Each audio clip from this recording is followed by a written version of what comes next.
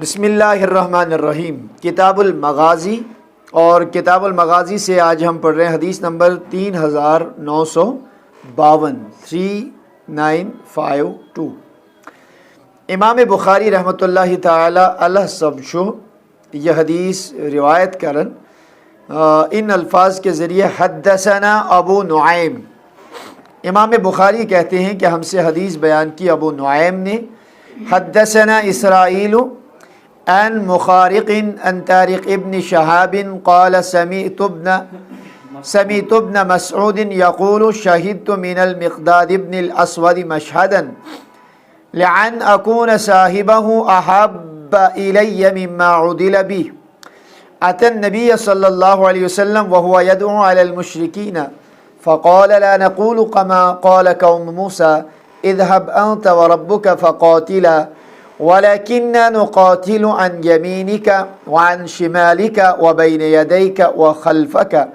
فرأيت النبي صلى الله عليه وسلم أشرك وجهه وسره يعني قوله۔ اب اس کی تفصیل میں جاتے ہیں۔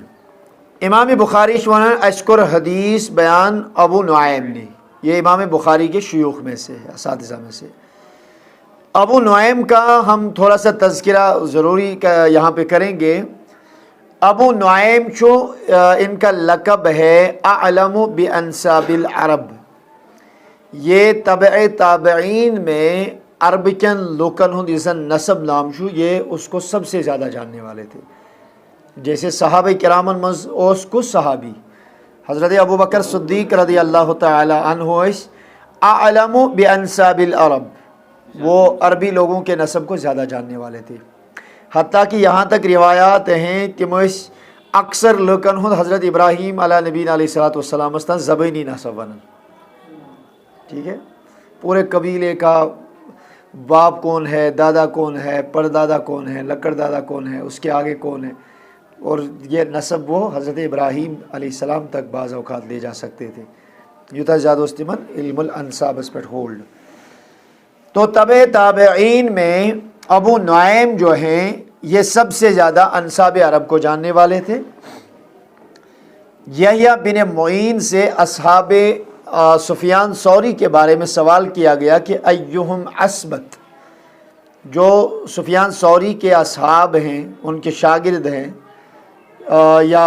جنہوں نے ان سے تلمذ کیا یا ان کے دور کے جو تھے، اس میں آپ ہمیں بتائیں کہ تمو مز کس جو سنے کو زیادہ حدیث کے معاملے میں زیادہ ثابت۔ قال خمسۃ، تو انہوں نے 5 لوگوں کا نام لیا، یحییٰ بن سعید، عبد الرحمن بن مہدی، حضرت وقی ابن المبارک اور ابو نعیم۔ جو ابو نعیم جن کی ہم ابھی بات کر رہے ہیں، تو ان کا بھی اصحاب ثوری میں نام لیا جاتا ہے، اور مین یمزنس اس میں ان کا نام لیا جاتا ہے۔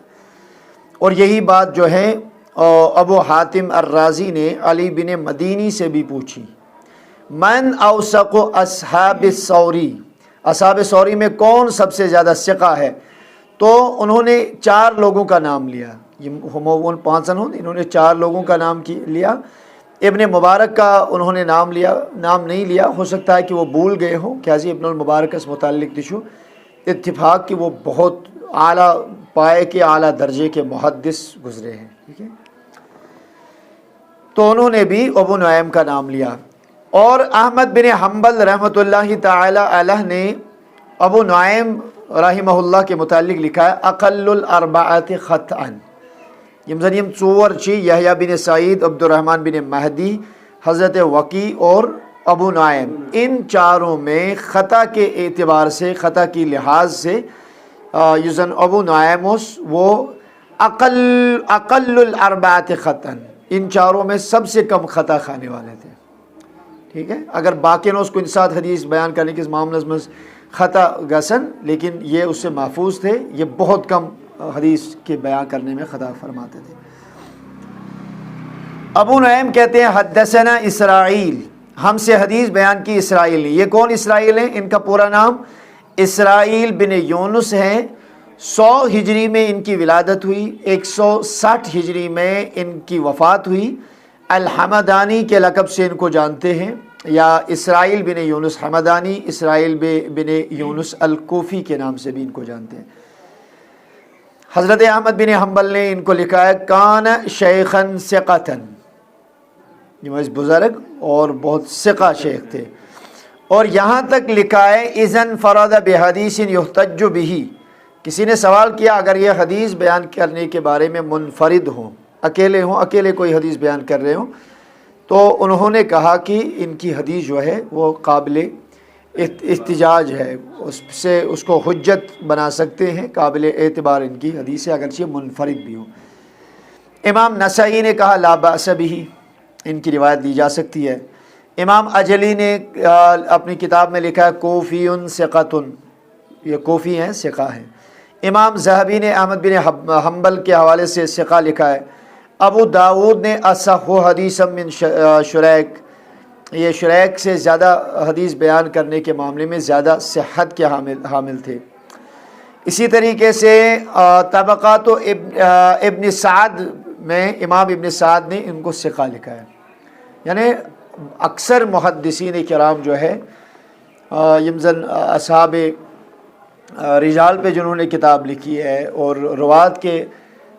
حالات کو لے کے اسماء الرجال پہ جن کا کامل ہولڈ ہے، ان میں اکثر لوگوں نے ان کو ثقہ لکھا ہے۔ ٹھیک ہے، اسرائیل بن یونس،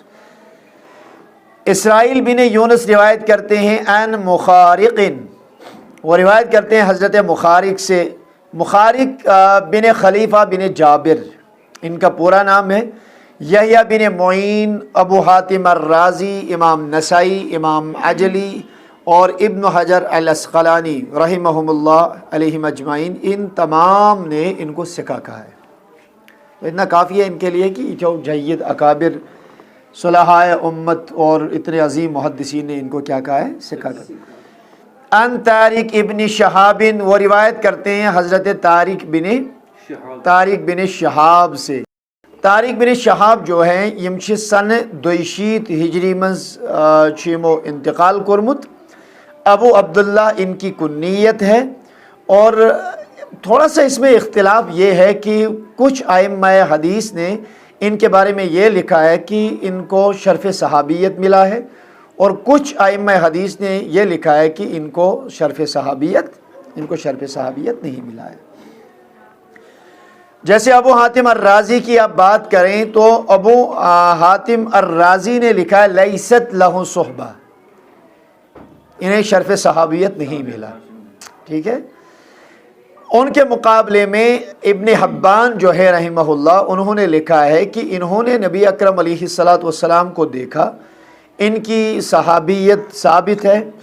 اور سیدنا ابو بکر صدیق رضی اللہ تعالیٰ عنہ کے ساتھ یہ کئی مقامات پہ جنگ میں شامل بھی ہوئے تھے۔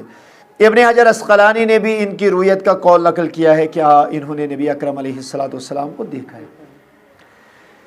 تو اب اگر کسی بھی محدث نے ان کے بارے میں ان کی ثقاہت کو لے کے کلام کیا ہے، ان کے نزدیک پہلی بات تو یہ طے ہے تمن نزدیک شندلی صحابی کے، اگر صحابی ہونا ان کے نزدیک ثابت ہو جائے تو پھر یہ بات ہی نہیں بنتی ہے کہ یمشہ سکا کہ نمشہ غیر سکا، کیونکہ صحابہ کے بارے میں الصحابۃ کلہم عدول، علم الحدیث کا یہ قاعدہ ہے، ہمارے اکابرین کا اصول ہے کہ صحابہ کرام سے تمام عدول وہ عادل ہیں۔ ٹھیک ہے، تو اب اگر اس کے بارے میں کوئی اختلاف ہے تو اس اختلاف کی بنیادی وجہ یہی ہے کہ بعض نے صحابیت کا قول نقل کیا ہے، بعض نے عدم صحابیت کا، بعض نے رؤیت کا لحاظ کیا ہے، بعض نے عدم رؤیت کا کے الفاظ نقل کیے ہیں۔ اور ثقہ ہونے میں امام اجلی جو ہیں انہوں نے لکھا ہے، یحییٰ بن معین نے، امام ذہبی نے، اور بھی کئی اکثر محدثین کی رائے جو ہے، اکثر محدثین کے نزدیک یہ ثقہ ہے۔ بجز خدا نخواستہ اگر کسی نے عدم ثقاہت کا بھی قول کیا ہو یا کوئی جرح والا لفظ لکھا ہو تو اس میں حسن ظن کے تحت ہم یہی کہیں گے پھر ان کے نزدیک ان کی صحابیت جو ہے وہ ثابت نہیں ہے۔ ٹھیک ہے، اچھا پھر وہ روایت کرتے ہیں، وہ کہتے ہیں سمیعت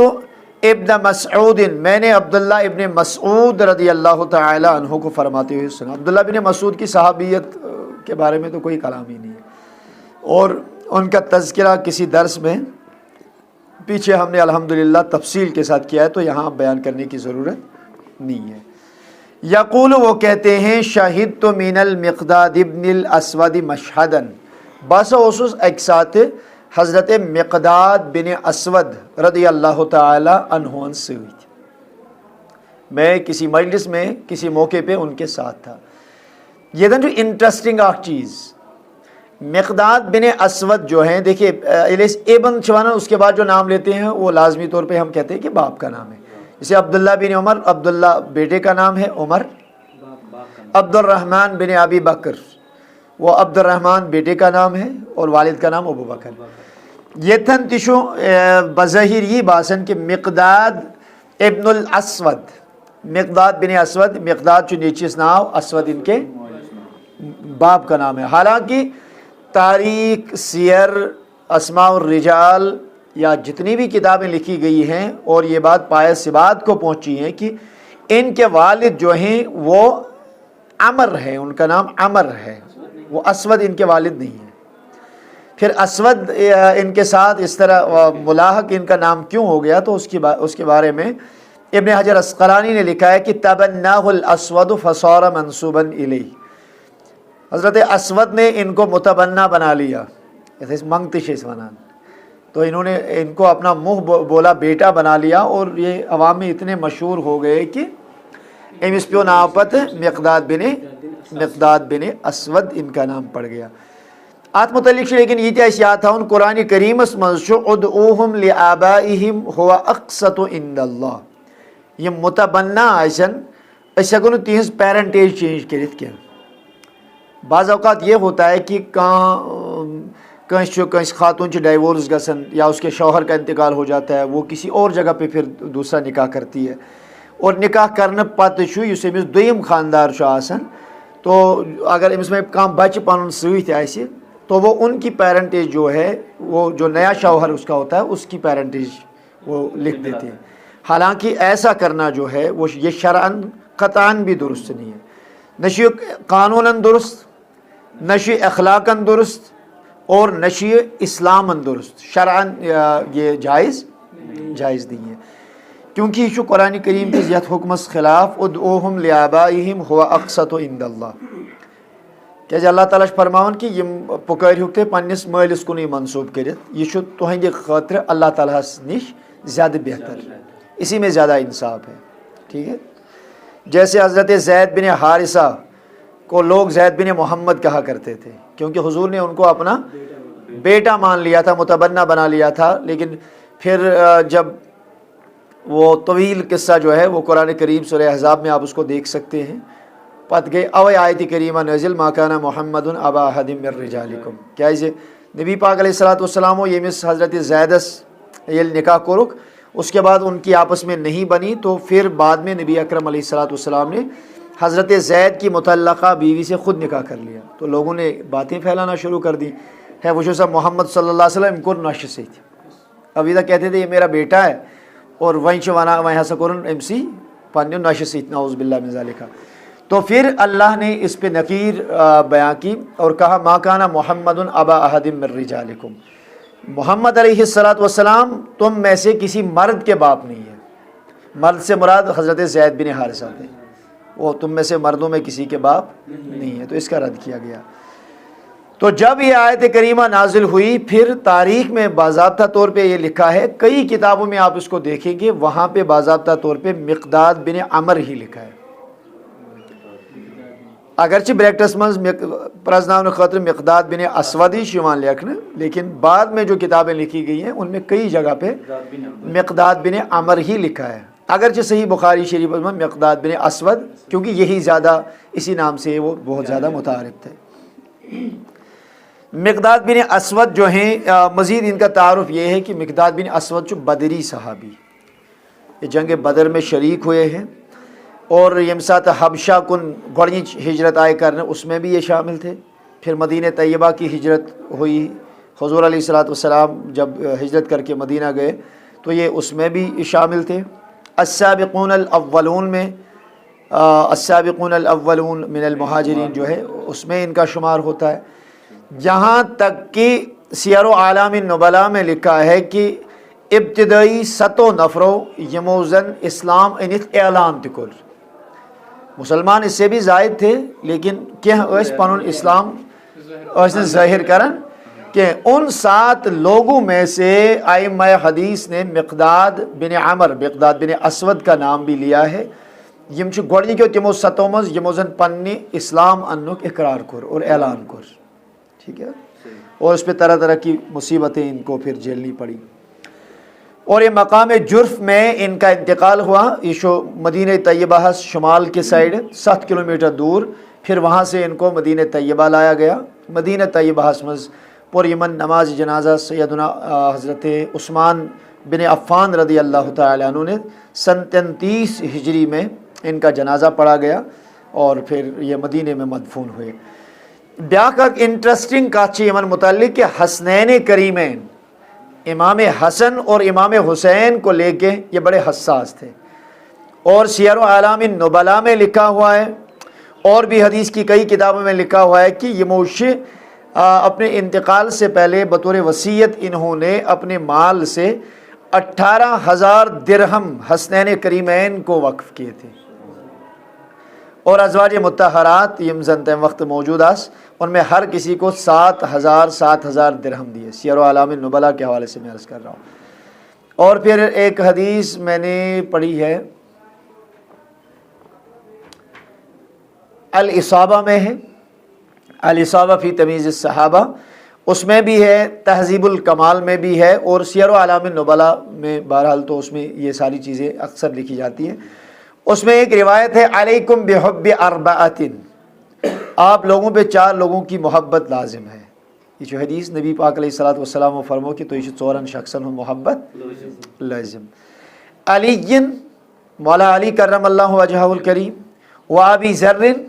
ابو ذر غفاری رضی اللہ تعالیٰ عنہ, و سلمان اور حضرت سلمان الفارسی رضی اللہ تعالیٰ عنہ, والمقداد اور مقداد بن عامر مقداد بن اسود. ان 4 کی محبت آپ پہ لازم ہے. بہرحال اگر اس جانب ہم جائیں گے تو یہ تھوڑا سا مزید طویل ہو جائے گا, پھر بات رہ جاتی ہے. تو حضرت مقداد بن اسود جو اصل میں مقداد بن عامر ہیں, وہ کہتے ہیں شہید تو من المقداد ابن الاسود مشہدن. حضرت ابن مسعود فرمان باسوس ایک ساتھ حضرت مقداد بن اسود رضی اللہ تعالی عنہ ستھی ایک اسماعیلیس مز لئن اکون صاحبہ احب الی مما ادیل بی. دمن یت جائے امی وقت حضرت مقداد بن اسود مقداد بن عمر یت جائے اگر بتن آسا مے سا آسے یہ پسند دنیا مز یہ کیسا مے ونیک تا نعمت میلیم یا یہ کیسا دنیا مز تمہ کھت تہ میں زیادہ پسند باسا ات مقامس یت مقامس مقداد بن اسود رضی اللہ تعالیٰ عنہ. یعنی ایک ایسی جگہ پہ اللہ نے ان کو نوازا تھا. میں چاہتا ہوں کہ کاش یہ دنیا سوری امہ بدلہ آسے مے یہ شرف تو مے یہ مقام میلیومت. اتى النبی صلی اللہ علیہ وسلم وهو يدعو علی المشرکین. مقداد بن اسود آئے. میں مقداد بن اسود اس لیے عرض کر رہا ہوں کہ یہ اسی نام سے مشہور ہیں, اور لیکن آپ یہ یاد رکھیں کہ ان کے حقیقی والد جو ہیں وہ حضرت عمر ہیں. کہتے ہیں اتى النبی صلی اللہ علیہ وسلم وهو يدعو علی المشرکین.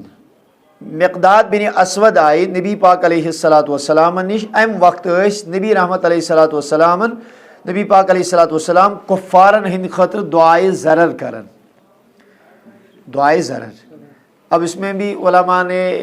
یہ آداب میں سے لکھا ہے کہ اگر نبی رحمت علیہ الصلوۃ والسلام کو سے خلاف دعا کریں تو اسے دعائے بد نہ کہا جائے. اور یہ فرمایا ہے کہ حضور کی کوئی چیز بری نہیں ہو سکتی. بد مانے برا, دعائے بد گو کیا بری دعا. اسی لیے علماء نے احتیاط یہ کیا ہے کہ یہ تھن کوئی سے خلاف دعا ہو ذکر آئے تو اس کو دعائے ضرر کا ترجمہ کریں. دعائے بد جو نوانن تتکیں یہ نبی اکرم صلی اللہ علیہ وسلم کی ذات کے لیے جو ہم لفظ استعمال کرتے ہیں یہ شایع نشان نہیں. وَهُوَ يَدْعُو عَلَى الْمُشْرِكِينَ. اور نبی پاک علیہ الصلوۃ والسلام اسی من دعائے ضرر کرن کمن مشرکین. یہ بات یاد رکھیں جب دعا کا صلہ علی ہو دعا کا صلہ اعلیٰ ہو تو اس کا معنی جو ہوتا ہے دعائے بد، اور دعا کا صلہ لی ہو لام حرف جر تو اس کا معنی ہے دعائے خیر۔ اگر تو کہیں ونیو نا یا شیخ یا استادی الکریم ادعو لی، میرے لیے دعائے خیر کرو، خیر ون نشان ضرورت یہ وہیں اتنی آٹومیٹک پانے مانا کہ دعائے خیر۔ وہ اگر تے ونیو یا استادی ادعو علیہ ایک مانا کوئی میں کر رہا دعائے بد، میرے خلاف کوئی دعا کرو، دعائے ضرر کرو۔ تو دعا کا صلہ جب اعلیٰ آئیں دعائے ضرر دعائے بد مراد ہوگا، اور اگر ایمیک صلہ لی تو اس کا معنی کیا ہوتا ہے دعائے خیر۔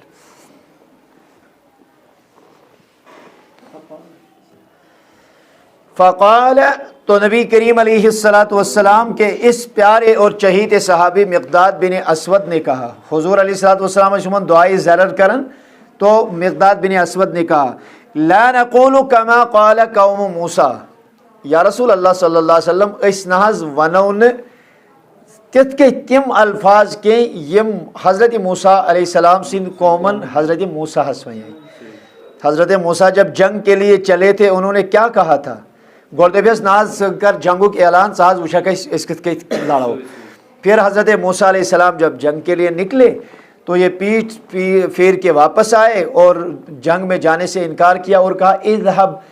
انت وربک فقاتلا انا ہاہنا قائدون، نیر گسز اکلٹ سے بیلڈن چوان خدای تھی اشی تھی بھی ہے اسی مہینہ توڑ۔ تو حضرت مقداد بن اسود نے یہی جملہ کہا تھا، اسناز ون ہوئی نیچے یہ کیا یہ حضرت موسیٰ علیہ السلام اس پانین قومن ویا تو ہی گچو بے گچن توہن خدای اس بیمو یہ تھی، ہم ایسا نہیں بولیں گے بلکہ اس کیا کرو وَلَكِنَّا نُقَاتِلُ عَنْ يَمِينِكَ وَعَنْ شِمَالِكَ وَبَيْنَ يَدَيْكَ وَخَلْفَكَ وَلَكِنَّا لیکن ہم نُقَاتِلُ قتال کریں گے لڑیں گے جنگ کریں گے عن یمینک آپ کے دائیں جانب وعن شمالک تو ہندی کھوڑی سائیڈ وبین یدیک آپ کے سامنے سے خلفک اور آپ کے پیچھے بھی دنیا دشین تے لڑا ویسی کھوڑ تے لڑا ویسی برہ کی تیم ویسی پت کی تیم ویسی۔ وہ حضرت موسیٰ کی قوم نے حضرت موسیٰ علیہ السلام سے کہا تھا، بڑی بدنصیب قوم تھی، اپنے نبی کو اکیلا چھوڑ دیا تھا، ہم ایسے قطعاً ہم ایسے ہرگز نہیں ہے آقا، بس آپ ہمارے ساتھ چلیں، لڑنے ذمہ داری گئی سوئیں دشین کھوڑ پت برہ ہر جانب سے ہم ہی لڑیں گے۔ فرائیت النبی صلی اللہ علیہ وسلم اشرک وجہہ وسرہ، تو حضرت ابن مسعود رضی اللہ تعالی عنہ فرماتے ہیں میں نے نبی کریم علیہ السلام کے مبارک چہرے کو دیکھا، اشرک وجہہ نبی تاجدار علیہ السلام ہند روئی انور گوزن طلوع اس کے آفتاب چھ خاصت پر نور اور پر رونق چہرہ، یعنی خوشی کے آثار نبی کریم علیہ السلام کے چہرہ انور پہ آئے وسر رہوں، اور اس بات نے حضور کو بڑا خوش کر دیا۔ دیکھیں اس کی بنیادی ایک وجہ تھی یعنی قولہ، یعنی ان کی بات نے نبی کریم علیہ السلام کو بڑا خوش کیا تھا۔ دیکھیں اس کی بنیادی وجہ کیا تھی؟ اس کی بنیادی وجہ یہ تھی یمزن نبی پاک علیہ السلام یہ ہجرت کر تو وہ بحیثیت مہاجر مدینہ آئے تھے، صحابہ کرام یہ مکہ پڑھائے جم کیا ہوئی مہاجرین تھے۔ اب جو انصار کے ساتھ مسلمانوں کا آپس میں معاہدہ ہوا اس میں یہ تھا کہ اشد دم ہو تو یہ تیجا آئی اور اگر کہیں سے اس پر حملہ کر ہم آپ کا دفاع کریں گے، انصار و اس ملمت اس کرو تم ساتھ تو ہم آپ کا دفاع کریں گے، ہم کسی کو آپ پہ حملہ آور نہیں ہونے دیں گے۔ مگر یہ چیز اس نے طے گومت کیا اگر اس پیو مدینہ نیبر کہیں پر حملہ کرنے گا سن انصار تو ہی تھی کنن اس پہ بات نہیں ہوئی تھی، صرف یہ ہوا تھا کہ اگر بیرونی کوئی طاقت آتی ہے ہم پہ حملہ کرتی ہے تس صورت میں سجو تو یہ چیز اس نے طے گومت کیا اگر اسی یہ نیبر نیرت مدینہ پاکس مز پیو گھن تو ایوا کنن۔ اور یہ اب جو جنگ بدر جو لڑی جانی تھی جس جنگ کا ہم تذکرہ پڑھ رہے ہیں یہ مدینہ کے اندر واقع نہیں ہوئی، یہ مدینہ کے مضافات میں مدینہ سے باہر مقام بدر جو ہے وہاں پہ یہ جنگ ہوئی اور یہ مدینہ کا باہری حصہ تھا، یہ اس مدینہ نیبر۔ اور نبی پاک صلی اللہ علیہ وسلم نے اس دل مبارکس میں یہ خیال کہ ان سے تو ہمارا معاہدہ یہ ہے کہ اگر اوڑ آئی یہ تھی ساجے نمس، لیکن اب ہم یہاں سے دور جا رہے ہیں، یم اینا کن یم کیا معاملہ کریں ات معاملس میں۔ اگر کوئی بھی انصاری صحابی اس وقت حضور کے ساتھ نہیں نکلتا تو وہ معاہدہ کے عین موافق تھا، سوچتا معاہدہ خدا نخواست خلاف ورزی کیا۔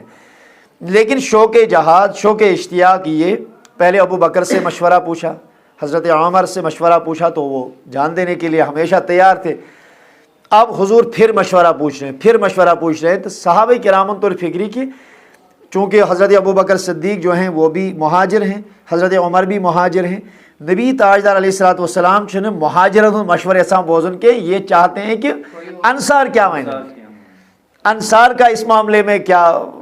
رد عمل ہوگا، ان کا کیا مشورہ ہوگا۔ کیونکہ مقام بدر کی طرف جب حضور نے پیش قدمی شروع کی، اور وہ ایک مقام جسے مقام صفرا کہتے ہیں، مقام صفرا جسے کہتے ہیں، مدینہ سے تقریباً 6-7 کلومیٹر کی دوری پہ یہ ایک جگہ تھی۔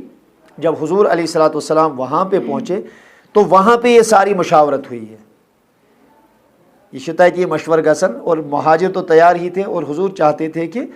ہم انصار کی بھی بات سنیں۔ تو پھر حضرت مقداد بن اسود رضی اللہ تعالیٰ عنہ نے یہ تاریخی جملے کہے تھے، ہاں، اور پھر یہ بھی کہا تھا کہ یا رسول اللہ صلی اللہ علیہ وسلم، اور یہ الفاظ ہیں کہ اے نبی علیہ الصلوۃ والسلام اگر ایسی تو اسی جنگ لڑن، یہ تو آپ ابھی مقام صفرا میں پہنچے ہیں یا بدر کے مقام تک جانا ہے، اگر ایسی تو ہمراہ آپ کے ساتھ جنگ کے لیے نکلنا پڑے، اور برق الغماد ایک جگہ ہے، اور یہ جائش یہ حبشہ اور یمن کے درمیان ایک جگہ کا نام ہے۔ جس اے نبی علیہ الصلوۃ والسلام تو یہ کیا شمارن تو ہی نیروا ایسی دیوتنا ایتھن کے روا جنگ، اگر اس حبشہ اور یمن کے ساحلی علاقس مز تم کے سرحدس پر گست تھے تو ہی خاطر پہ جہاد کرنے خاطر نیارو نا، وہاں بھی جانے کے لیے تیار ہیں۔ اور پھر اور ایک صحابی کا نام میرے ذہن سے نکل گیا، ذہن میں نہیں ہے، میرے خیال سے سعد بن معاذ اور ایک صحابی تھے جنہوں نے یہ کہا تھا کہ یا رسول اللہ صلی اللہ علیہ وسلم اگر جنگ کران سمندرس پہ اس وقت دی اور آپ کو سمندر میں کودنا پڑا تو یہ وہ سمندر عبور کرن، سمندر پار کرن، ہم قطعاً یہ نہیں دیکھیں گے کہ ہم ڈوب جائیں گے، تو یہ ویسیوں ہم آپ کے ساتھ سمندر میں اپنے گھوڑوں سمیت سواریوں سمیت کود پڑیں گے۔ تو یہ جذبہ وغیرہ دیکھ کے پھر اللہ کے نبی علیہ الصلوۃ والسلام کے چہرے انور پہ بشاشت آئی، بڑی خوشی ہوئی، اور پھر وہ دعا جو حضور علیہ الصلوۃ والسلام کر رہے تھے ہے نا، یہ کہ دعائے ضرر اوس، تو اس میں اللہ کے نبی نے یہ دعا بھی اس وقت کی تھی، اللہم ان تہلک ہذہ العصابہ فلا تعبد علی الارض قط۔ اس طرح کے الفاظ ہیں، یہ میں مفہوماً عرض کر رہا ہوں کہ اے ذوالجلال خدائے اگر یہ جماعت جو ٹکڑی میرے ساتھ جہاد کے لیے نکل رہی ہے اگر یم سے ہلاک کرت، اگر یہ لوگ مارے گئے، فلا تعبد علی الارض، تو جب تک زمین ہے تو روئے زمین پہ آپ کی عبادت کرنے والا کوئی نہیں ہے۔ خدایا ونشی پانستا امشی ایک چی امئی امچوائیں عبادت کرن، یہ آپ کے نام لیوا، یہ آپ کے ماننے والے ہیں، یہی آپ کا ذکر کرتے ہیں اور آپ کو یاد کرتے ہیں، آپ کی نماز پڑھتے ہیں وغیرہ وغیرہ۔ ونشی چیتا اگر یہ شک تھا ہوئی تو ان کی مدد و نصرت ان کو عطا فرما اور کافروں کو ہزیمت دے دے۔ تو پھر اس کے بعد جنگ بدر ہوئی، اور جنگ بدر میں اللہ تبارک و تعالیٰ نے مسلمانوں کو عظیم فتح سے ہمکنار کیا، اور یہ ایسا معرکہ تھا یزن یوم الفرقان آون، یوم الفرقان، حق و باطل کے درمیان تفریق ہو گئی، اور پھر اس جنگ کی وجہ سے بعد میں کئی سارے لوگ مسلمان ہوئے، اور لوگوں میں کفاران قریش میں ان کی جرأت دم توڑ گئی، ان کی ہمت دم توڑ گئی کہ ہم اتنے لوگ تھے، اس کے باوجود بھی 313 کا بظاہر معمولی لشکر، ان کے پاس ہتھیار نہیں، تلواریں نہیں، اس کے بعد بھی ہمیں ہزیمت کا سامنا کرنا پڑا، اور انہوں نے ہمیں لوہے کے چنے چبوائے اور اس طرح کی شکست فاش اور ہزیمت ہمیں دے دی، ٹھیک ہے۔ تو اس سے ان کے ارادے جو تھے وہ بڑے پست ہو گئے۔ صحیح بخاری حدیث نمبر 3953، حدثنی محمد بن عبداللہ بن حوشب۔ دیکھیے میں اگر اس ثانی رواتن ہوں ذکر کرو نا تو اس کے لیے پھر بڑا ایک ٹائم چاہیے، یہ جو میں نے کتابیں آپ کو عرض کر رہا ہوں، یہ کتاب مثال سیر و اعلام النبلاء گشتو سہل، تہذیب الکمال گشتو سہل، الاصابہ گشتو سہل، یا اپنی بخاری شریف یہ جو اسماء اور رجال چھت بن کر آسن دیت، اس میں جا کے آپ اس کو تھوڑا سا دیکھا کریں. ایسا سو درسس میں اکس حدیثس اسماء اور رجال پرن تاکہ بورنگ تھی گژھنے کے. کچھ احباب ہمارے دوست بھی ان دروس کو دیکھتے ہیں، اس سے استفادہ الحمدللہ کرتے ہیں، تمن گژھنے زیادہ مشکل گژھن کی. حدثني محمد بن عبد الله بن حوشب حدثنا عبد الوهاب حدثنا خالد عن اکرمہ عن ابن عباس. وہ روایت کرتے ہیں حضرت اکرمہ سے، وہ روایت کرتے ہیں عبداللہ بن عباس سے. قال النبی صلی اللہ علیہ وسلم یوم بدر، نبی کریم علیہ الصلوۃ والسلام نے بدر کے دن کہا، اللہم انی انشدک عہدک و وعدک، اے اللہ میں آپ کو آپ کا وعدہ اور آپ کا عہد یاد دلا رہا ہوں.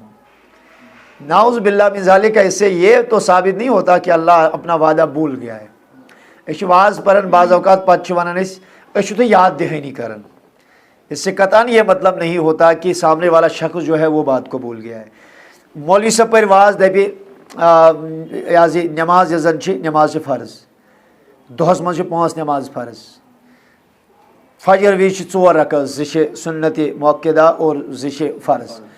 اس کا مطلب قطعاً یہ نہیں ہوتا کہ سامنے والے جو لوگ بیٹھے ہیں امیک مطلب یہ آ سکے کہ وہ جاہل ہیں، انہیں اس بات کی خبر ہی نہیں ہے.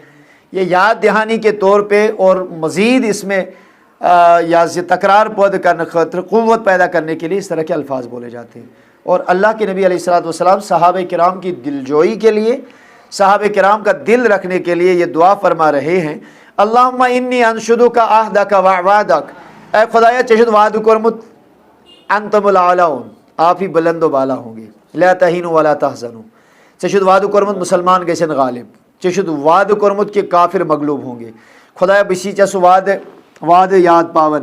اللہم ان شئت لم تعبد، اے اللہ ان شئت اگر آپ چاہیں لم تعبد تو کوئی تیری عبادت ہی نہ کرے. اے ذوالجلال خدایا دل کرنے پت کا عبادت ہی، اگر یہ شہید گئی پھر کون عبادت کرے گا. فاخذ ابو بکر بیدہ، تو سیدنا ابو بکر صدیق نے حضور کا دست رحمت پکڑا. فقال حسبک، اور عرض کی آقا اتنی دعا کافی ہے. یعنی یمن کو دل مبارک یوتا زیادہ مطمئن کہ اللہ کے نبی اس طرح دعا مانگ رہے ہیں اور ان کی دعا تو قابل قبول ہمیشہ ہے، ان کی دعا تو رد نہیں ہوگی. یمن کو اطمینان قلب آت اندستا آت حدثنا عرض کو حسبک یا رسول اللہ، ٹاچ تاجدار کریو وہاں یوتی دعا اس کو اطمینان قلب حاصل. کیازِ نبی پاک علیہ الصلوۃ والسلام ہماری دعا کا کیا ہے، اس دعا کرن پتہ علماء ٲسِن، مبلغین ٲسِن، واعظین ٲسِن، مشائخ ٲسِن، جب بھی کوئی شخص دعا کرتا ہے دعا کرنے خاطر ات سہ تھوٚد تُلان پتہ ونان پروردگار عالمین سون دعا کر قبول، یہ ات بخش اجابت، ات بخش شرف قبولیت. لیکن ایک حضور علیہ الصلوۃ والسلام کی دعا ہے کہ نبی پاک دعا پنہ دہان مقدس مز کرنی یوت، اجابت اور شرف قبولیت اس منتظر آسن کہ کب آقا تشریح کے دہان مقدس سے یہ مبارک الفاظ نکلیں اور ہم اپنے سینے سے حضور کے ان الفاظ کو لگا کے لے جائیں. اسی لیے سیدی اعلیٰ حضرت نے فرمایا ہے، اجابت نے جھک کر گلے سے لگایا، اجابت نے جھک کر گلے سے لگایا بڑی ناز سے جب دعائے محمد، اجابت کا صحرا عنایت کا جوڑا دلہن بن کے نکلی دعائے محمد. فقال حسبک، تو صدیق اکبر نے کہا یہ کافی ہے. فخرج وہو یقول، اور اس کے بعد ابو بکر صدیق رضی اللہ تعالیٰ عنہ نکلے، وہو یقول، اور وہ فرما رہے تھے. یا تو ہو سکتا ہے اس کا مرجع نبی کریم علیہ الصلوۃ والسلام کی مبارک ذات ہو، اور وہ کہہ رہے تھے سیہزم الجمع ویولون الدبر، قریب ہے کہ ان کی جماعت جو ہے وہ ریزہ ریزہ وہ تمن گچن چھل گچن تمن، ٹھیک ہے، ویولون الدبر، اور وہ پیٹ پھیر کے بھاگ جائیں گے. تم شہمید بوڑ لشکر ہے لیکن بہت قریب ہے، تمن گچن چھل اخ چل اکس اندس بیاکھ چل 20 اندس، اور کیا ہوگا ویولون الدبر، اور وہ پیٹ پھیر کر وہ بھاگ جائیں گے. اور یہ یہاں پہ میں آپ کو ایک آسان سا وظیفہ بتا رہا ہوں. اگر اللہ تبارک و تعالیٰ بچین کہاں سچویشن ای تو اس جہاں پہ دشمن کی کثرت ہو تو یہ پھسو تات سچویشن من جہاں دشمن ہو، سو دشمن چاہے پتہ پانون ٲسِن وپر ٲسِن یا کانٛہہ اللہ پاک بچائن ساحر ٲسِن سحر کرن وول ٲسِن یا کوئی کافر ہو، ایسی سچویشن میں آپ آ جائیں جہاں پہ آپ کو لگے کہ بہت تنگی داماں ہے، بہت پریشانی ہے، تو اس آیت کے اس لفظ کو اپنے ورد زبان کر لیں، سَيُهْزَمُ الْجَمْعُ وَيُوَلُّونَ الدُّبُرَ۔ جو آپ کا دشمن ہوگا وہ آپ سے مرعوب ہوگا، وہ خائف ہو کے بھاگ جائے گا، اور انشاءاللہ المستعان ات آیتس چھُ علماء کرامو سانیو مشایخو وونمُت یہ آیت یم سات اس پرو ام سے دشمن مغلوب گسن اور آپ غالب آ جائیں گے، اور دشمن آپ سے مرعوب ہو کے بھاگ جائے گا انشاءاللہ المستعان۔ یکفی ھذا القدر واللہ المستعان، والسلام علیکم ورحمۃ اللہ تعالی وبرکاتہ۔